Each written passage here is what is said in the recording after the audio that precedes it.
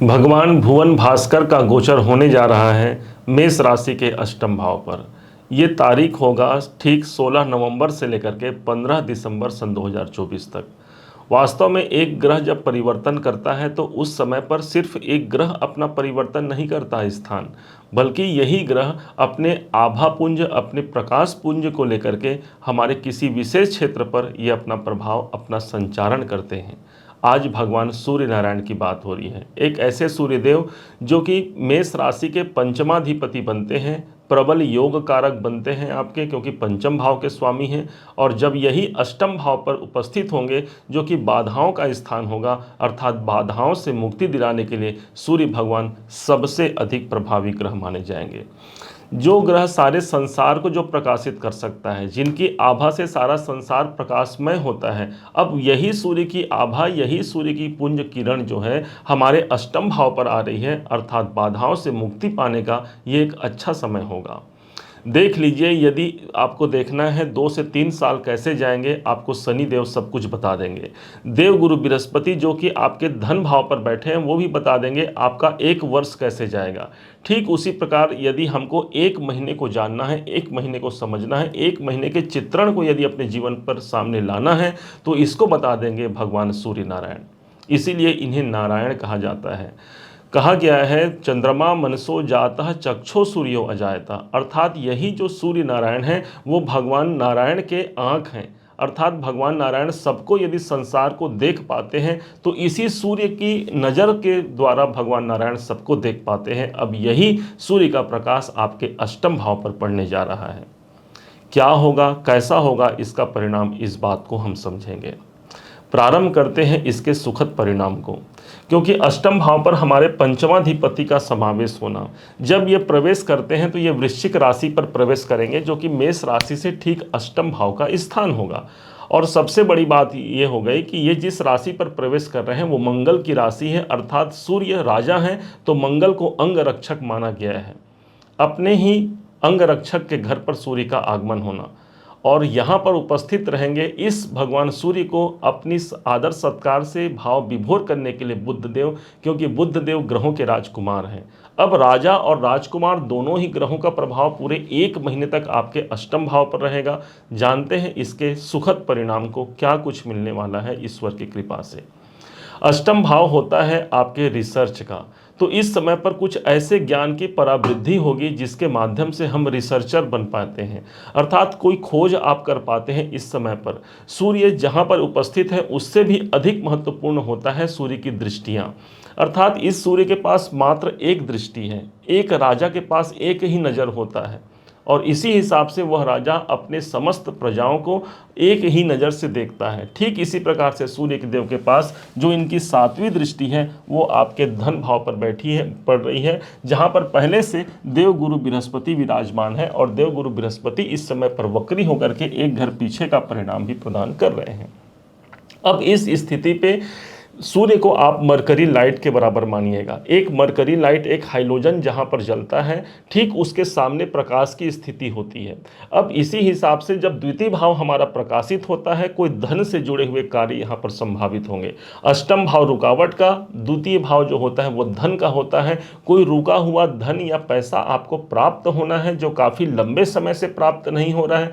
हो सकता है ये गोचर आपके धन की रिकवरी कराने के लिए सबसे अधिक प्रभावशाली गोचर निकल करके सामने आए। द्वितीय भाव आपकी वाणी का होता है, जहां पर ऑलरेडी गुरुदेव बैठे हुए हैं, सूर्य की दृष्टि भी अब वहीं पर पड़ रही है, अर्थात इस समय पर वाणी पर बड़ा तेज आएगा। आप यदि बोलचाल में या इससे संबंधित कोई कम्युनिकेशन से संबंधित कोई काम करते हैं, कोई बातचीत करते हैं, तो इस समय पर आपके बातों में, आपके आवाज़ में बड़ी मधुरता और ओज रहेगी, क्योंकि सूर्य के पास ओज है, सूर्य के पास ज्ञान है। वास्तव में धन की स्थिति इस समय पर काफ़ी मधुर होने वाली है, अच्छी होने वाली है। कुटुंब का स्थान हमारा द्वितीय भाव होता है, इसलिए कौटुंबिक जीवन में यदि कोई अशांति है, अब वहाँ पर सूर्य की छठा बिखेर रही है, भगवान सूर्य का वहाँ पर किरण जा रहा है, अर्थात कौटुंबिक जीवन भी एक अनुकूल वातावरण की स्थिति को जन्म देगा।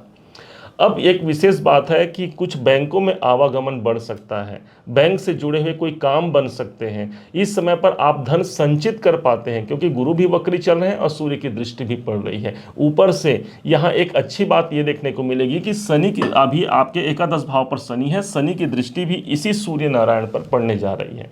तो अब शनि के प्रभाव से यदि हम किसी कारण से यदि परेशान हैं, अष्टम भाव रुकावट है, तो अब सूर्य की आभा, सूर्य की किरण वहां पर आ गई जो उस परेशानियों से हमें मुक्ति दिला दे।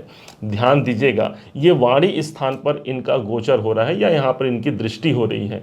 सूर्य को जोड़ा जाता है भगवान श्री राम से, क्योंकि भगवान श्री राम सूर्यवंशी हैं और इसीलिए सूर्यवंशी में एक बात कहा जाता है, रघुकुल रीत सदा चली आई, प्राण जाई पर वचन न जाई। अर्थात इस समय पर कुछ भी हो जाए, आप किसी को कुछ कमिटमेंट आपने दिया है, इस समय पर आप उसे पूरा कर पाते हैं। इस समय पर आपके अंदर वो एक ऐसी भावना रहेगी कि ईश्वरीय कृपा तो आपके अंदर मौजूद हो गई, आपके अंदर भी सूर्य का बल और सूर्य का तेज उत्पन्न हो गया। शास्त्रों में वर्णित है कि जपा कुसुम संकासम कास्पेयम महाद्युतिम तमो अरिम सर्व पापग्नम प्रणतो अस्मि दिवाकरम। अर्थात भगवान सूर्य नारायण जहाँ पर उपस्थित होंगे वहाँ समस्त प्रकार के पापों का समन होता है, पापों का नाश होता है। अब यही हमारे रुकावट और बाधाओं के स्थान पर है, इसलिए कोई बड़ी रुकावट यदि काम हमारा रोक रहा है, किसी कारण से हमारा कैरियर या हमारा आर्थिक क्षेत्र या फिर हमारा पारिवारिक क्षेत्र बाधित है, तो ये सूर्य नारायण एक ऐसे वरदान के रूप में साबित हो सकते हैं जो हमारे कार्य को निरंतरता की ओर आगे ले जा सकते हैं। यही भगवान भुवन भास्कर हैं जो सदैव अपने एक दृष्टि से सारे संसार को देखते हैं और यही भगवान नारायण का एक पर्याय माना गया है। इसी कारण से सभी ग्रहों को देखेंगे हम क्या बोलते हैं, देव बोलते हैं, लेकिन एकमात्र सूर्य नारायण ऐसे ग्रह हैं जिनको सूर्य नारायण कहा जाता है। अर्थात यही सूर्य समस्त प्रकार के बाधाओं का निवारण भी करेंगे। कुछ बातों का हमें ध्यान भी रखना होगा, जैसे पंचम के स्वामी अष्टम में जा रहे हैं तो संतान, इस समय पर संतान से जुड़े हुए कुछ परेशानियां सामने आ सकती हैं। डिपेंड करता है कि संतान की कुंडली पर क्या योग है या उनके राशि पर क्या बन रहा है। दूसरा, प्रेम रिलेशन संबंधी जो प्रेम संबंधों में कुछ प्रगाढ़ता आने में कमी आ सकती है। और तीसरा होगा उदर से संबंधित, पेट से, पंचम भाव हमारा स्टमक पेट होता है, तो इस हिसाब से भी इस समय पर उदर व्याधियां संभावित हो सकती हैं। इसलिए उपाय जरूर कीजिएगा जो आपको बताने जा रहे हैं। भगवान सूर्य के उपाय के रूप में सबसे बड़ा एक उपाय होता है प्रातः काल जल्दी भोर में उठना। जो व्यक्ति सूर्योदय काल से पूर्व जो उठ जाते हैं, जो जागरण कर लेते हैं, समझिए उसने भगवान सूर्य को प्रसन्न कर लिया। और जिसके जीवन में सूर्य प्रसन्न हो गए तो बाकी के बाकी जो बचे हुए जो बाकी 8 ग्रह हैं उन सब की कृपा हमको मिल गई, क्योंकि सभी ग्रहों को भगवान सूर्य नारायण से ही आभा की प्राप्ति होती, प्रकाश की प्राप्ति होती है। चाहे वो शनि देव हो, चाहे वो देवगुरु बृहस्पति हो या फिर शुक्राचार्य जी महाराज हो। अर्थात सुबह उठ करके भगवान सूर्य को प्रणाम करना सबसे बड़ा इसका एक साधन है भगवान सूर्य की कृपा को प्राप्त करने का। और यही होगा हमारे भाग्य के उन्नति का एक सबसे बड़ा सोर्स, क्योंकि यहीं अष्टम भाव से निकलकर अब जो अगला गोचर भी सूर्य का होगा वो सीधे भाग्य स्थान पर होगा। अर्थात अभी हमारे बाधाओं से मुक्ति पाने का समय है, अभी वो समय है जिस समय पर हम आर्थिक रूप से मजबूत हो सकते हैं, अभी वो समय है जहाँ पर हम कौटुंबिक रूप से सक्षम हो सकते हैं। ऐसे भगवान सूर्य नारायण को बारंबार प्रणाम करते हुए इस वीडियो को अब हम विराम देते हैं। उम्मीद है आप सबने इसे समझा, आप सबने इसे जाना है। यदि आपने इसे समझा है, जाना है, मेरे समझाने का प्रयास यदि आपको सार्थक लगा हो तो अपना प्यार भरा लाइक और कमेंट करना कभी मत भूलिएगा।